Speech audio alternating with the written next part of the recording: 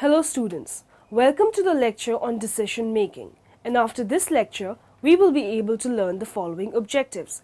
Explain the nature of decision making, describe the process of decision making, define the decision making under certainty, uncertainty, discuss the characteristics of decision making, understand the elements of decision making, explain the types of decision making and its importance, define the decision tree and brainstorming.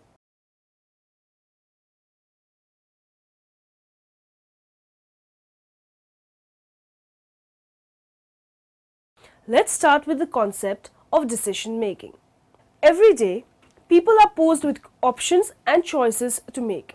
In the many actions and situations that individuals face each day, decisions have to be made. To some, decision making seems like a complicated and difficult thing to do. Here are two standard definitions of the decision making. Decision making is the study of determining and choosing among options or alternatives based on the preferences and values of the individual. Decision making is the process of reducing any hesitation or uncertainty about the available options in order to attain a practical and sensible choice. Let us now discuss the nature of decision making. Decision making is believed to be an art than a science. The reason is that very fundamental decisions are taken at the planning stages, which are difficult to conceive and later implement. One cannot lay down a structure and say this is how he can solve a problem. Some of the guidelines of decision making are negative decision making. Decision making is really thinking of alternatives and then choosing one to convert into action. Decision making is action oriented. We take decision to decide application of particular resources in a given direction without which results would not take place. Decisions are value based. We lead all our life weighing actions on a value scale. Decisions are time based. One must understand the two types of time elements in decision making. The first is time for implementing decision. Now moving on to the next topic, we will study the process of decision making. Decision making is a daily activity for any human being. There is no exception about that. When it comes to business organizations, decision making is a habit and a process as well. Effective and successful decisions make profit to the company and unsuccessful ones make losses.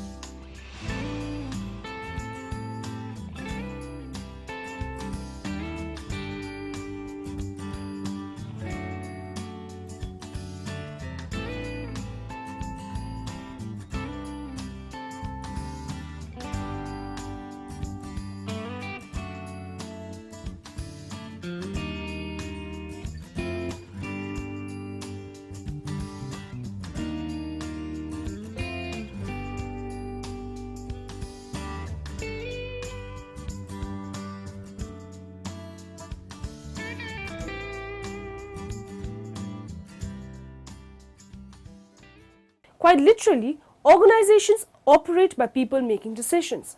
A manager plans, organizes, staffs, leads and controls her team by executing decisions. Managers are constantly called upon to make decisions in order to solve problems. Decision making and problem solving are ongoing processes of evaluating situations or problems, considering alternatives, making choices and following them up with the necessary actions. The decision-making process involves the following steps. Define the problem, identify limiting factors, develop potential alternatives, analyze the alternatives, select the best alternative, and implement the decision. Establish a control and evaluation system. Time pressures frequently cause a manager to move forward after considering only the first or the most obvious answers. However, successful problem solving requires thorough examination of the challenge, and a quick answer may not result in a permanent solution. Thus, a manager should think through and investigate several alternative solutions to a single problem before making a quick decision. The following specific rules should be followed during brainstorming sessions. Concentrate on the problem at hand. This rule keeps the discussion very specific and avoids the group's tendency to address the events leading up to the current problem. Entertain all ideas. In fact, the more ideas that comes up, the better. In other words, there are no bad ideas. Encouragement of the group to freely offer all thoughts on the subject is very important. Refrain from allowing members to evaluate others' ideas on the spot. All judgment should be deferred until all thoughts are presented and the group concurs on the best ideas. No matter what technique is used, group decision making has clear advantages and disadvantages when compared with individual decision making. The following are among the advantages. Groups provide a broader perspective. Employees are more likely to be satisfied and to support the final decision. Opportunities for discussion help to answer questions and reduce uncertainties for the decision makers. These points are among the disadvantages. This method can be more time consuming than one individual making the decision on his own. The decision reached could be a compromise rather than the optimal solution. Individuals become guilty of groupthink, the tendency of members of a group to conform to the prevailing opinions of the group. Managers are paid to make decisions, but they are also paid to get results from these decisions. Positive results must follow decisions. Everyone involved with the decision must know his or her role in ensuring a successful outcome. Ongoing actions need to be monitored. An evaluation system should provide feedback on how well the decision is being implemented, what the results are, and what adjustments are necessary to get the results that were intended when the solution was chosen. Let's know the meaning of decision making under uncertainty and uncertainty. Virtually all decisions are made in an environment to at least some uncertainty. However, the degree will vary from relative certainty to great uncertainty. There are certain risks involved in making decisions. In a situation involving certainty, people are reasonably sure about what will happen when they make a decision. The information is available and is considered to be reliable, and the cause and effect relationships are known. Moreover, they cannot evaluate the interactions of the different variables. For example, a corporation that decides to expand its operation to an unfamiliar country may know little about the country's culture, laws, economic environment, and politics. The political situation may be volatile that even experts cannot predict a possible change in government. In a situation with risks, factual information may exist, but it may be incomplete. To improve decision making, one may estimate the objective probability of an outcome by using, for example, mathematical models. On the other hand, subjective probability based on judgment and experience may be used. All intelligent decision makers dealing with uncertainty like to know the degree and nature of the risk they are taking in choosing a course of action. Let's know the characteristics of decision making. Time is money. Indecision can be very expensive. Are we slow to act? Regularly miss decision deadlines often. Find ourselves scrambling to get work done. Unless we are lucky and work in a very stable niche, this behavior will get us left behind. We would not respond quickly enough to change. We would not learn new things. People will be increasingly frustrated as we hold them up. Researchers have determined that a number of characteristics have been exhibited by decision makers, and those decisions can be timed right or off-centered. Some defining characteristics are procrastinator. Do we find ourselves being a procrastinator? Procrastinators miss deadlines and performance targets. If we procrastinate, we might not produce consistent decisions. Ever been caught short on deadlines? Start earlier. Always do 10% of thinking about the decision immediately after it is assigned, so we can better gauge what it is going to take to finish the rest. Deciding last minute, not only will we not be timely, but our decision quality and accuracy will be poor. Disorganized. We cannot operate helter-skelter and make quality, timely decisions. We need to set tighter priorities. When under time pressure and increased uncertainty, we have to put the keel in the water ourselves. Focus more on the mission, critical few decisions. Do not get diverted by trivial work and other decisions. Perfectionist. Always want to be 100% sure? Has that stifled clear thinking? Perfectionism is tough to let go because most people see it as a positive trait for them. They pride themselves on never being wrong. Decision timing. It is very common for people to be timely in some areas, budget decisions, and untimely in others, given employee negative feedback. Sometimes we avoid certain areas. Cautiously forward-looking. Finding ourselves in analysis paralysis. Break out of our examine it to death mode and develop a more philosophical stand towards failure or criticism. After all, most innovations fail, most proposals fail, and most change efforts fail. Anything worth doing takes repeated effort. Small steps. Think of a big decision as a series of smaller ones. The essence of timely decision making is the tolerance of increased errors and mistakes and absorbing the possible heat and criticism that follow. Hesitate to educate. To not have the confidence to decide, get away from it, return to it later, let our brains soak it in and work on it. Scope the problem, consider options, pick one, develop a rationale, and then go to others. Elements of decision making. Effective decision making is paramount to the creation of value. And as things get more and more complicated, it's harder and harder to make effective decisions. So what are the key elements to effective decision making? The decision-making process should make a distinction between generic conditions and unique situations. Too often organizations are making decisions with an aggressive attitude that implies that we have the resources to implement our decisions and we can overcome any and all adversity. In reality, this may not be the case. For example, projects like enterprise resource planning will sometimes trap companies into a deeper and deeper hole. Important elements in decision making. Intuition. The element of intuition is useful in decision making in view of time expediency and making a purposeful use of decision making ability. It is the outcome of the inner feelings of the decision maker. Facts. Facts provide efficient and effective basis for making decisions. Before using authority means power to make decisions and to see that they are carried out. When a decision is acceptable to the organization, this lends authority to the decision maker. Let's know the meaning of types of decision making. When deciding on the most suitable decision making method, it is important to consider that full participation is not required in every occasion. We cannot expect in a group all decisions to be made by the entire group. Decisions can be categorized into three basic classifications. Decisions whether. This type of decision is a yes, no, or either or decision. Before choosing the best and the most suitable choice, the person decides whether it is amenable or not. Decisions which. These decisions are taken from a set of alternatives which are compared to each other for the most probable and beneficial option based on a set of criteria. Contingent decisions. These are decisions that were already identified but are set aside until the conditions are approved and met. Traditionally, organizations count on different types of decisions: irreversible, reversible, experimental, trial and error. Importance of decision making. Making decisions in our daily lives and in the workplace can be one of the most overlooked processes. The daily routine presents us with hundreds of decisions, many quite small, but every now and then there comes the big decisions that seem to turn life upon its head depending on the path we choose. Each of us in making decisions must choose which path we will travel by. We do not have to choose obscure paths to take the road less traveled by, but we do have to take paths that require courage in making decisions. Decision tree.